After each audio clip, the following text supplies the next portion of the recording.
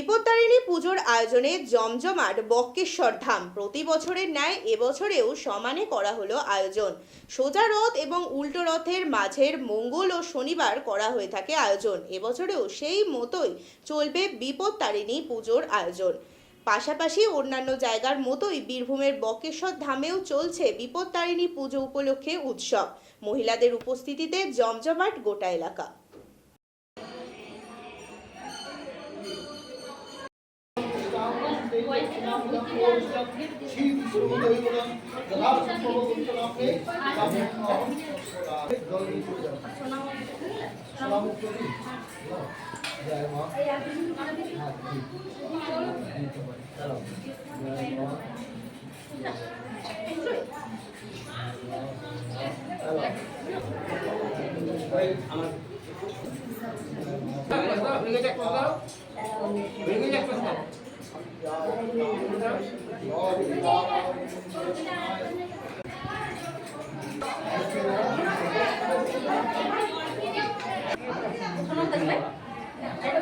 ओम श्री विष्णु नमः तत्सदुद्भवं नमः।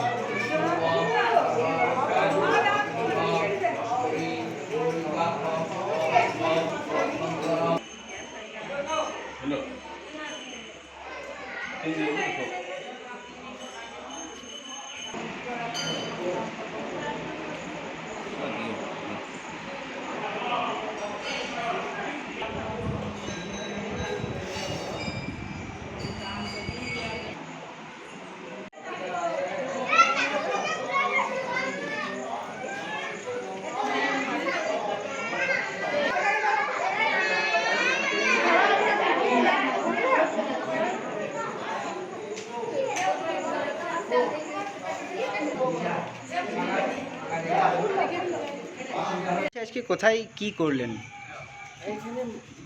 এখানে 51 তীর্থের মেন তীর্থ মায়ের মন চোখ বুকুটি এখানে পড়েছে। এখানে মহিষামর্দিনী বিপত্তারিণী পুজো করা হচ্ছে। বিপত্তারিণী পুজো হচ্ছে মায়ের মহিষামর্দিনীর এক রূপ। এখানে সব বতীরা আসে, পুজো করে।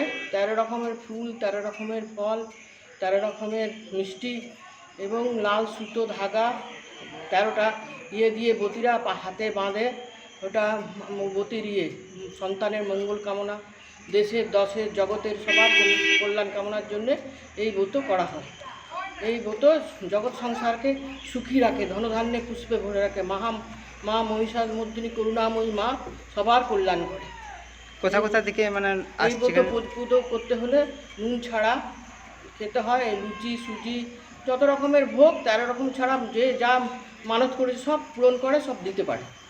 বলছি কোথা থেকে লোক আসছে এখানে পুজো করতে? এখানে বক্রেশ্বর, সিউড়ি, এই আশেপাশে গ্রাম্য সবার এখানে করে। আর আমার এখানে আশ্রম আছে, আমাকে গোপাল মা বলে, গোপাল মন্দির আছে।